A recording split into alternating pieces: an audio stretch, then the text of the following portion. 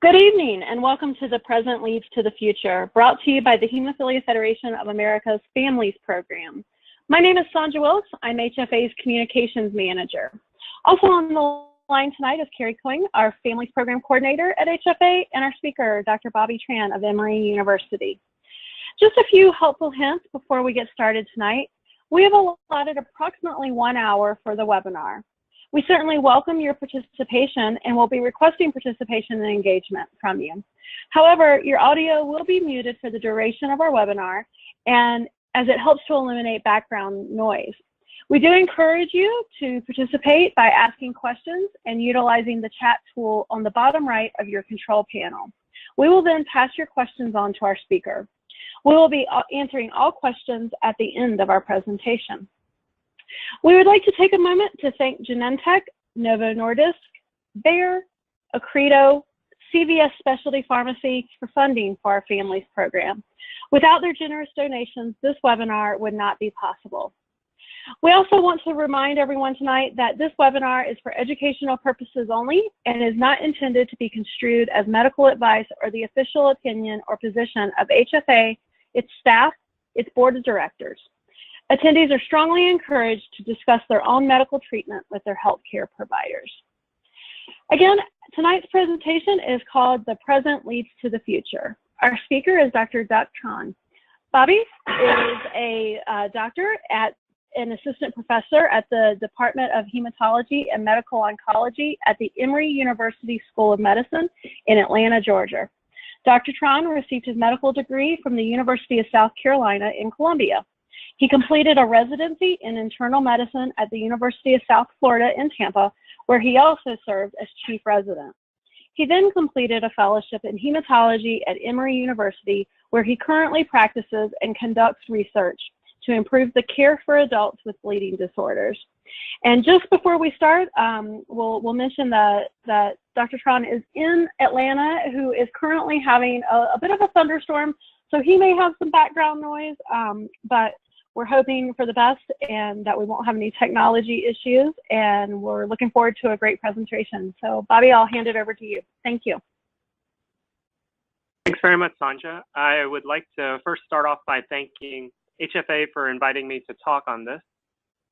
Here are my disclosures for anyone's review.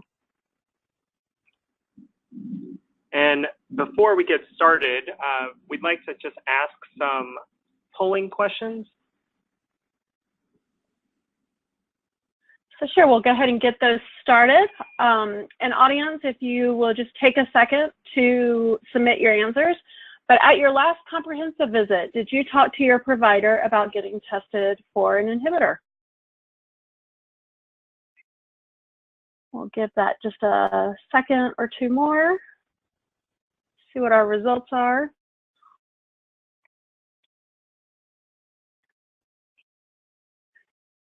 No, actually, wow, 100% of our audience is saying no, they were not asked about being tested for an inhibitor.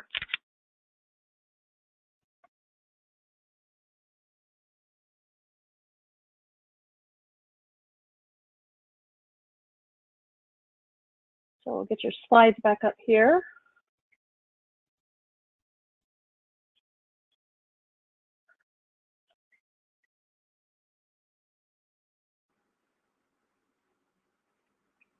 Okay, should be good to go now. All right. So this is an outline of what I'll be talking about today. So first, I'll just start with what is an inhibitor? And an inhibitor, first of all, is an antibody that's produced by the immune system. And some antibodies are protective, whereas others are actually working against the body. And in terms of hemophilia patients, patients who develop an inhibitor have something that actually works against the endogenous or the natural factor 8 or factor 9 that's around, or the factor 8 or factor 9 that's actually infused, and it stops the factor from effectively stopping a bleed. So clinical signs of an inhibitor include when bleeds require increased doses or increased frequency in the infusions of factor replacement, or when bleeds actually don't respond to factor replacement at all. Routine screens are typically done at hemophilia treatment centers, but sometimes in hematology clinics at non-HCC locations, this may not happen.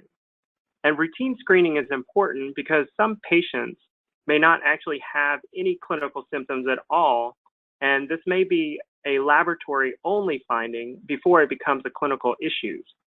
And actually, a study from the CDC showed that about 60% of patients do not have any clinical signs prior to having laboratory diagnosis of an inhibitor. So the current treatment for hemophilia patients with inhibitors will be discussed over the next few slides. The treatment for patients with hemophilia with an inhibitor can be challenging. And in persons with a low Bethesda titer, therapies can either include factor 8 or factor 9 replacement products or any of the bypassing agents. However, when there's a large amount of antibodies in the system, and in this case, these are patients with a high Bethesda titer, we can't actually use the factor 8 or factor 9 replacement. And the options that we're currently left with are something called prothrombin complex concentrates, or PCCs, activated prothrombin complex concentrates, also known as APCCs, and recombinant factor 7. And these, the two that we're primarily aware of and primarily use are the APCCs FIBA, which is on the left-hand side there, or the recombinant activated factor 7, which is the Novo7 on the right-hand side. And both of these have been demonstrated to be effective in the treatment of bleeding for patients with inhibitors. And the APCCs, or the FIBA, has actually been around since the 1970s, and the Novo7 was first FDA approved in 1999. And treatment of inhibitors is actually twofold. One is to treat the bleeding, and two is to eradicate or get rid of the inhibitor.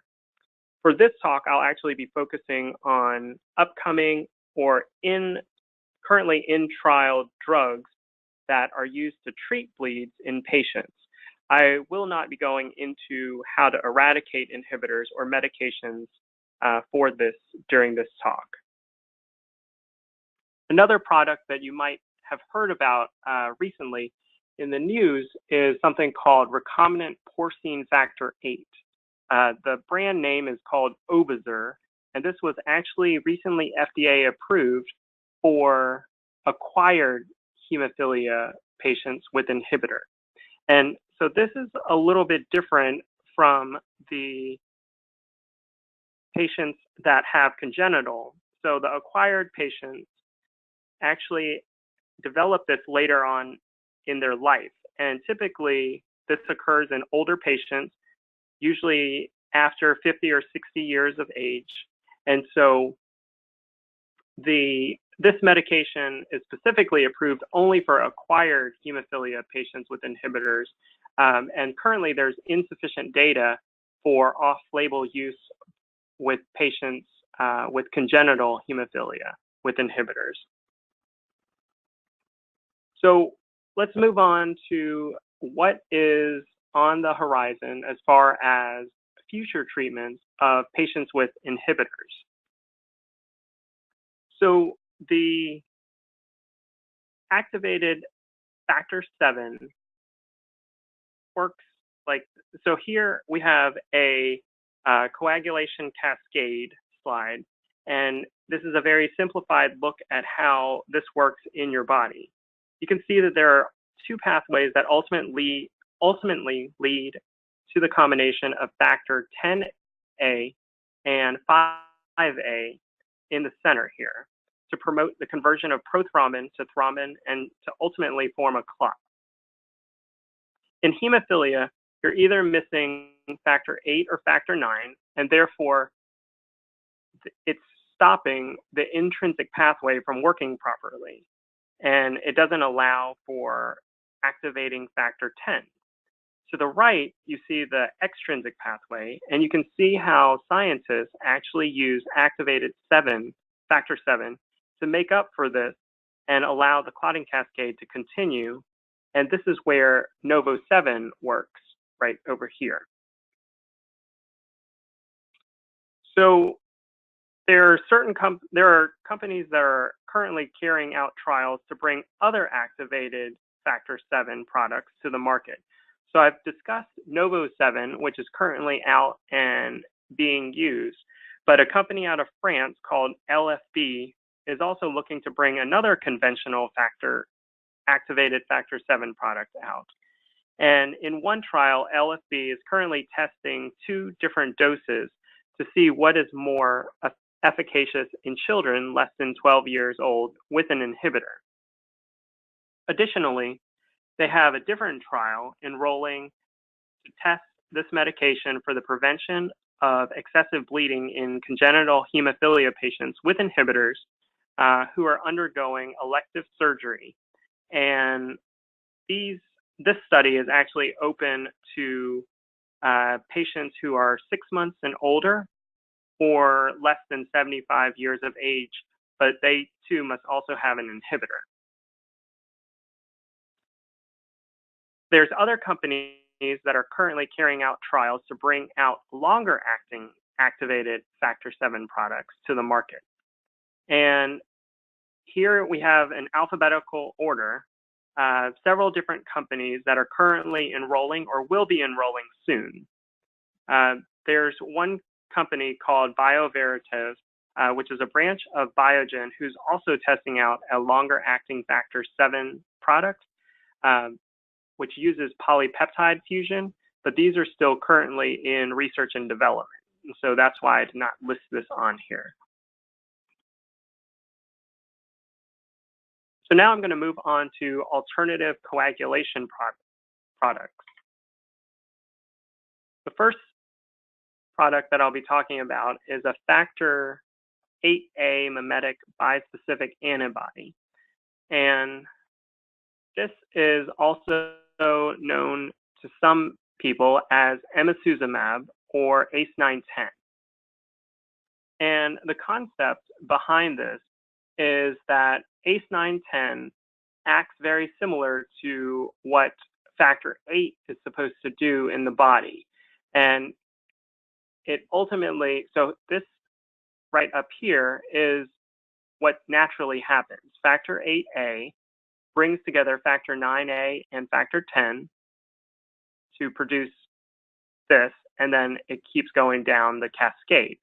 So because in patients with hemophilia A, they're missing this factor 8, this bispecific antibody acts to do the same job, and it promotes factor 10 activation and accelerates coagulation.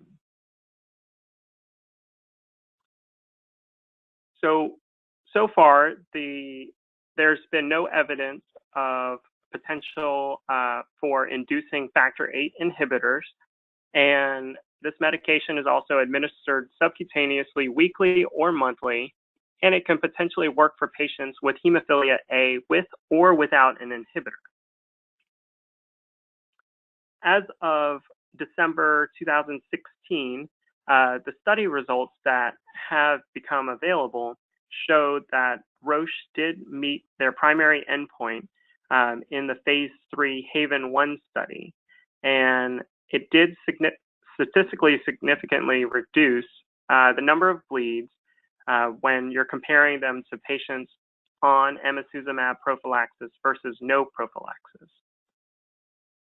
It also showed that there was significant reduction in the number of bleeds over time with emicizumab. Other study results that have been reported include 4 serious adverse events.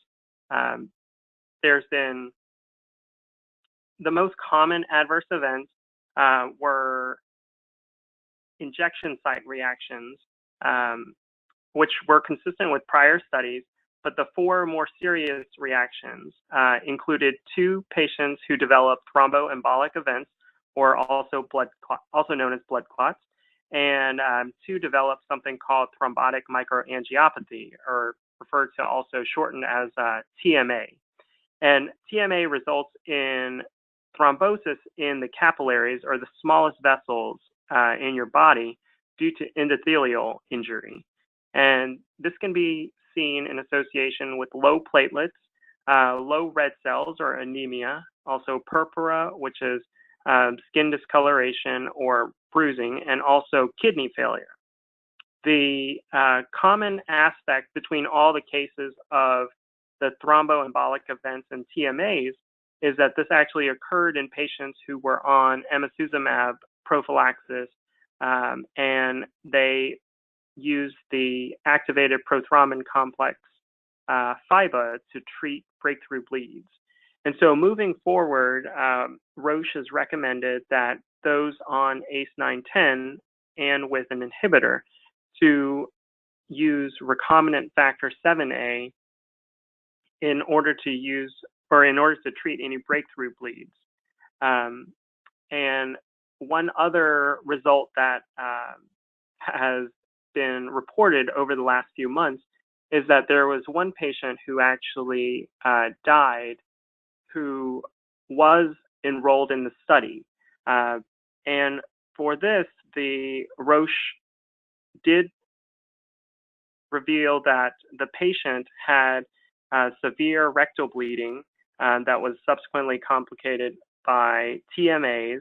But after the doctors discontinued the patient's FIBA, the lab values actually started to improve, but because the patient was still having the rectal bleeding and declined blood transfusion, that ultimately the trial investigator at that site determined that the cause of death was due to the rectal bleeding and not emicizumab. And I've included down below a website for you guys to go to see, if you guys are interested in any of the studies that I'm talking about, to go to see what the latest enrollment process is for each of the trials. So the next one that I'll be talking about is silencing antithrombin. And antithrombin regulates the clotting cascade, and when it's low, it can actually lead to blood clots in patients without a bleeding disorder. But evidence that some hemophiliacs with low antithrombin have less bleeding compared to hemophiliacs with normal antithrombin levels. So one alternative coagulation product that utilizes this idea of lowering antithrombin by quote unquote silencing antithrombin with the goal of promoting sufficient clot generation to restore hemostasis and prevent bleeding. And this drug is called fitusiran. And so what it does is it uses RNA interference, which is a natural process that the cells use to turn off or silence unwanted or harmful genes if the cell feels threatened or is damaged by invading viruses. And so scientists at Alnylam have figured out how to exploit this by introducing to the body artificially created RNA to silence certain genes. Fitusiran is a subcutaneous injection that was given monthly for 3 doses. And they have some data on patients with inhibitor and also non-inhibitor patients.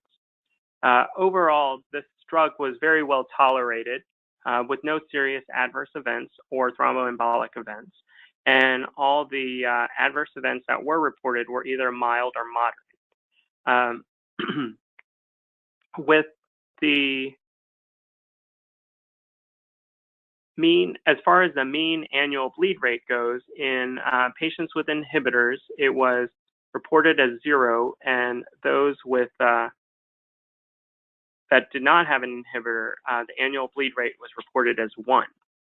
As of the latest update that we have from the 10th Annual Congress of the European Association of Hemophilia and Allied Disorders in February of 2017, it actually showed that there was also some stability studies that were released that showed that the shelf life for this medication is actually greater than 2 years at room temperature and has resistance to thermal stress as well.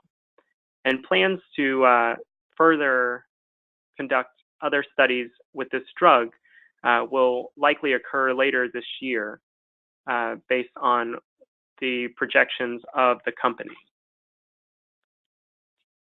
So the next group of medications that I'll be talking about is called tissue factor pathway inhibitor antibody.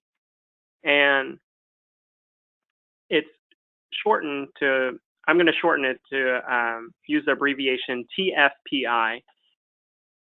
And so this is actually a potent inhibitor of the initiation pathway of clot formation. So after injury, the tissue factor and 7A complex activates factor 9 to factor 9A and factor 10 to factor 10A. And this factor 10A generation is tightly regulated by the TFPI. So TFPI inhibits tissue factor in a two-step mechanism. It binds to the active site of factor 10A, thus inhibiting the proteolytic capacity of factor 10A. And then the following step is the inhibition of the catalytic activity of tissue factor and factor 7A here. And so what happens is that Novo Nordisk has developed a humanized monoclonal antibody against TFPI called concizumab, which with this prevents the TFPI inhibition, resulting in more factor 10A production as well as thrombin generation in vitro. And mouse models have shown that TFPI knockout reduced these mice bleeding significantly. And so the results of this study actually demonstrated that it was effective with using escalating doses of either IV or subcutaneous injections. And these were actually done in patients with hemophilia, both A and B, as well as healthy subjects to make sure that there was a control. And the results showed that with the TFPI reduced for greater than 30 days, this was seen with the IV injections, but even with subcutaneous injections, the TFPI was reduced for 14 to 20 days. And there was really no serious adverse events, but there was one superficial clot that was reported in a healthy male volunteer. Another company that is currently enrolling a anti-TFPI product is Bayer. And I've included the study drug number here. It's the BAY 1093884. And it's currently being enrolled for patients with hemophilia with and without inhibitors. And depending on which arm you're placed in, you may get the medication either intravenously or subcutaneously. Now, other interventions that are currently being explored, but not yet in human clinical trials, will be covered in the next few slides. So one way that the factor can potentially work is that, as I mentioned before, the activated factor 10A is important at that center point. And so here it explores this idea, and it uses this idea to bypass the upper parts of the intrinsic and extrinsic pathways of the coagulation cascade. And so factor 10A would bind to factor 5A, resulting in thrombin generation in hemophiliac plasma to form a clot. But typically, so there we go. So, so from the 2A, then that ultimately forms a clot. This is what naturally happens if you have the factor 8 and factor 9. And so without the factor 8 or factor 9, patients are missing the factor 8. And so 10A will actually never be made on the platelet surface. And the burst of thrombin will never occur. And so researchers at Catalyst Biosciences and Pfizer are currently exploring if they can still form a clot with the administration of activated 10A. And so they're looking to start here, which bypasses the factor 8 and factor 9 steps. And then the activated 10A will combine with 5A to convert prothrombin to thrombin and then to a clot. In mice models, there is no evidence of excessive activation of coagulation. And if the results continue to be positive, then these studies will ultimately lead to human clinical trials. The next intervention that I'll be talking about that is still being currently explored in the lab, but not made it to human clinical trials yet, is something called transplasmatic lettuce. And what this is that it actually comes from researchers in the Pennsylvania Dental Medicine, School of Medicine, as well as University of Florida and the University of North Carolina, who have collaborated together to develop a therapy that actually helps to prevent antibodies against the infused clotting factor from developing. So they recently reported their canine findings in a journal called Molecular Therapy. And what they did was they used a patented plant-based drug production platform to produce human clotting factor 9 in lettuce leaves. And then the plant cell wall, actually protects the clotting factor from digestion in the stomach while being successfully presented to the body's immune system. And so these dogs were actually fed with freeze-dried lettuce powder and given injections of clotting factor 9. And the 4 dogs that did not receive the lettuce actually developed significant levels of antibodies against clotting factor 9, whereas 3 of the 4 dogs in the experimental group that actually received the lettuce had no detectable levels of the antibody against factor 9. So again, this is still very early in its evolution, but stay tuned to see what may become of this. Another mechanism that is being currently explored in the laboratory is something called a tolerogenic vaccine. And what this is trying to do is it's trying to reprogram human white blood cells to become tolerogenic dendritic cells. And so these would help prevent the activation of other immune cells. And in animal models of animals with hemophilia A, there actually has been shown a reduction in the occurrence of inhibitors to factor 8, and that the treatment has been long lasting. But again, this is still in research and development, and it hasn't yet transformed to human clinical trials yet. Another mechanism that they're exploring currently is peptide induction of T regulatory cells. And they're using peptides derived from factor 8 that have the potential to treat and prevent inhibitor development in these patients. And it's a patented discovery platform, so we don't have much information about it, but this is also currently being explored. And then the last type of mechanism that is currently being explored is specific T regulatory cells using CARTs, or cell receptors derived from patient clones, and single chain chimeric antigen receptors. And this is using specific regulatory T cells and recognizing the targeted peptides to help prevent inhibitor development in these animals. But again, still stay tuned to see what other information we may be able to get from these study sponsors.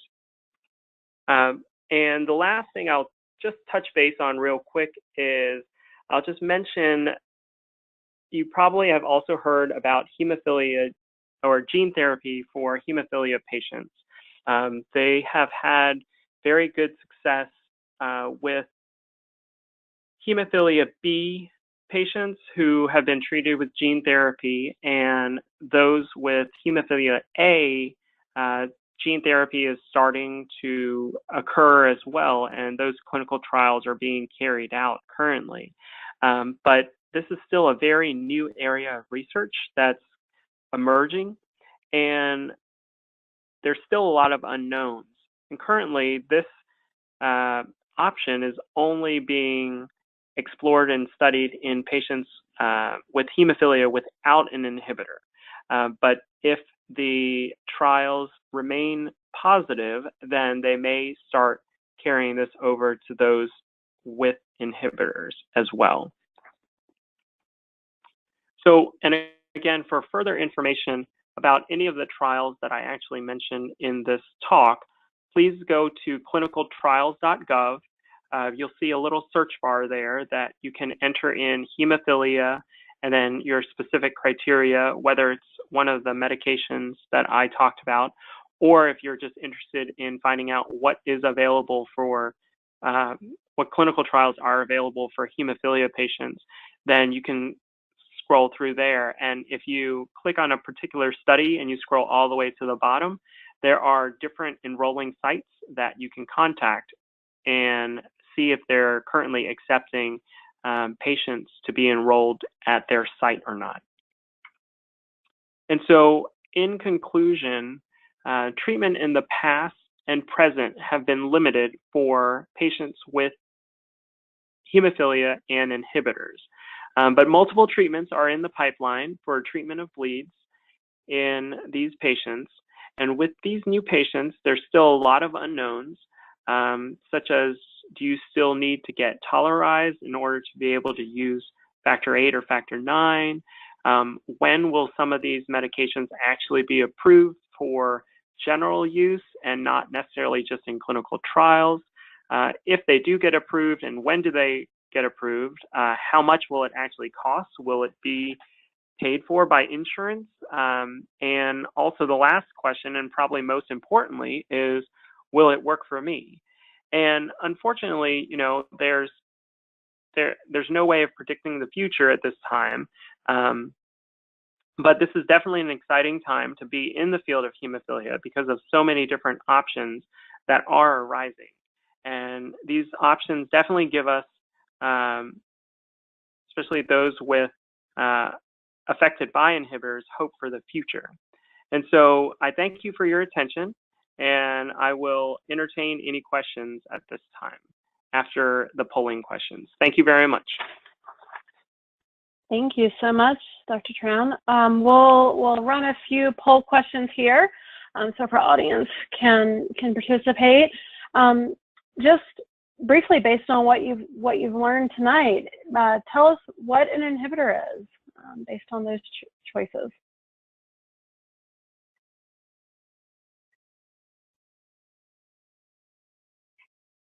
Give it just another second for the votes to take place.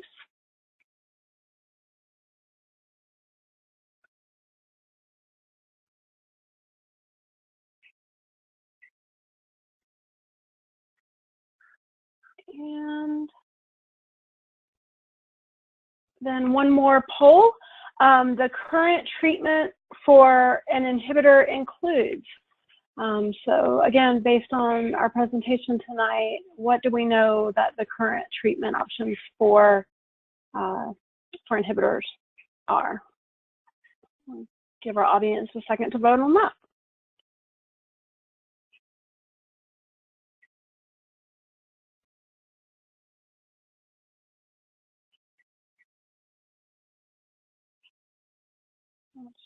Should be closing that out any second now. All right. So, and we thank you for taking part in those polls. Carrie, I'm just going to shout out to you really quick. I don't see the results, rather that I see the results for the, yeah, there we go. So that's absolutely right, Dr. Tran, that current treatment for inhibitors include bypassing agents and immune tolerance induction therapy. Dr. Tran, did you want to take just a minute to talk a little bit about immune tolerance and ITI, just in case any of our audience doesn't know what that entails? Sure, I can briefly explain that. So immune tolerance therapy is typically used and reserved for patients who do have an inhibitor, but have something called a low titer inhibitor. So the Bethesda titers typically are measured anywhere between undetectable, or the undetectable it varies from site to site, but it can go very high. And the number that we typically look at is if it's less than 5, then we can look to talking about immune tolerance therapy.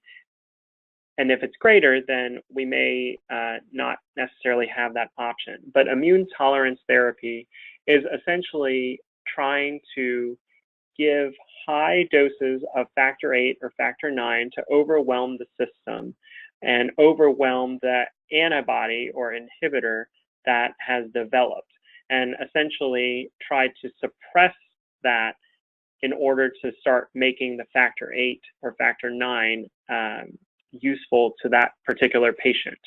And again, the immune tolerance therapy is used sometimes in conjunction with the bypassing agents to help control bleeds. But the immune tolerance therapy is specifically used to try to eradicate the inhibitor. All right, thank you. So we've covered a little bit about bleeding management in inhibitors and eradicating inhibitors, and of course the future for inhibitors. And just want to remind the audience, if they have any questions, to use that questions box on your control panel. I do have a couple for you that have come in, so I'll go ahead and start reading those off. Dr. Tran, of the patients that you are aware of that are enrolled in either the Genentech or the Alnylam studies, you know, what are you anecdotally hearing that their experiences are so far, that those patients' experiences are? So anecdotally, just from speaking to individuals at different conferences who are on some of these studies, the overall take is very positive and has been very positive. Obviously, we won't know the true results until they're published from the actual study sponsors themselves. But overall, I think it's been very well tolerated. And if it was not very well tolerated, I'm sure that those adverse side effects would also be reported by the study sites as well. But I think that the options that are available now, especially with some of the clinical trial drugs, are offering many promising options to patients that did not think that they would see such options become ever available in their lifetime. So I'm very happy to see some of these patients and be part of this ever developing and changing landscape of treatment for patients with hemophilia with inhibitors. Awesome. And I know you mentioned in your conclusion slide that we don't know when the FDA approval is, but since some of those trials are in phase 3, are we looking at the next 12, 18, 24 months for potential FDA approval on some of those products? Sure. So if all the studies get analyzed and they turn out to be very positive, then I would probably estimate some of the drugs that are currently in clinical trials right now may be available as early as in the next 12 months.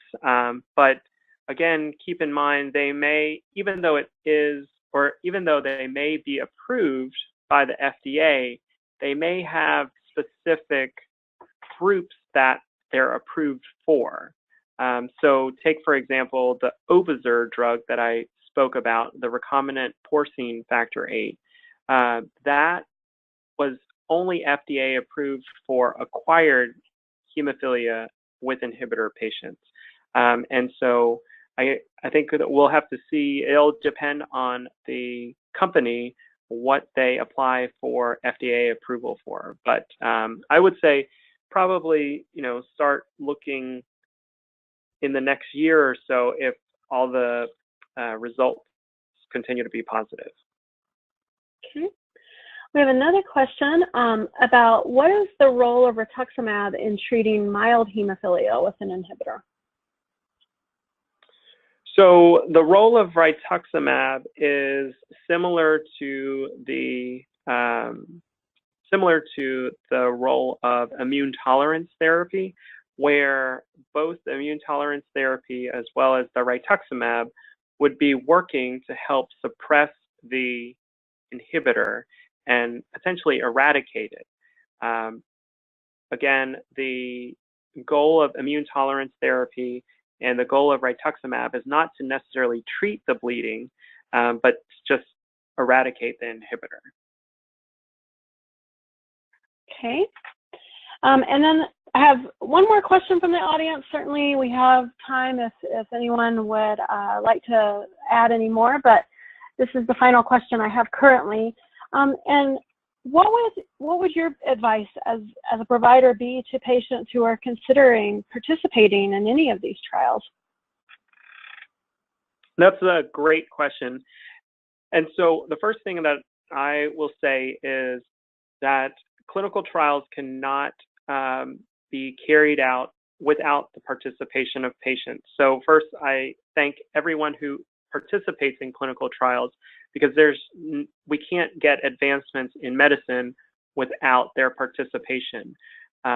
If anyone is interested in participating in any of the trials, I think the first thing is to speak to your hematologist to see what potential options are available for you. And if they're not aware of any, and you want to be more proactive, do go to that website that I provided, the clinicaltrials.gov. It's a national database of all clinical trials that are being carried out in the United States. So it doesn't necessarily only apply to hemophilia patients. It can apply to any diseases that are out there. But the next thing that I would say is that if you are interested in any clinical trials, that you should look and try to contact one of the study sites, because even though you may be interested in it, there may be certain criteria that either allow you to participate in it, or there may be certain criteria that prevent you from participating in it. And so certain patients may have other coexisting conditions that may prevent them from participating, like if some of the studies that are affecting, for example, that have known side effects that may affect some of your liver enzymes.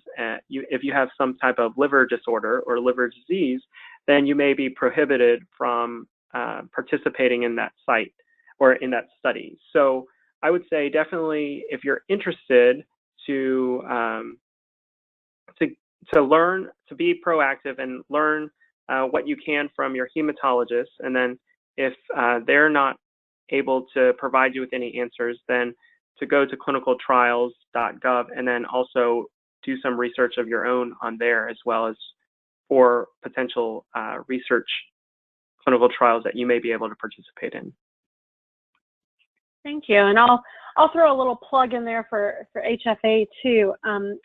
Last year we did a webinar about how to weigh the pros and cons of participating in a clinical trial, and that's on HFA's YouTube page or on our webpage in our resource library, and folks are welcome to go back and view that if they want some more information about being a good self-advocate and knowing how and when to participate in a clinical trial. So, well, I don't see any more questions from our audience, so I just want to start concluding tonight's presentation by saying thank you, Dr. Tran, for a very insightful presentation, and thank our audience for the questions. It's an exciting time in the bleeding disorders community, and particularly I think for inhibitor patients, as there are more options on the table than there ever have been before. So it's an exciting time, a trying time, but we'll get through it with lots of good education like tonight. Just as a reminder to our audience, we will have a brief survey after the webinar ends tonight, just to give a chance for you to give us some feedback about tonight's presentation and about how we're doing here at HFA. And I will just finally mention that we have recorded this webinar, and it will be available on HFA's social media outlets and website within the next few days.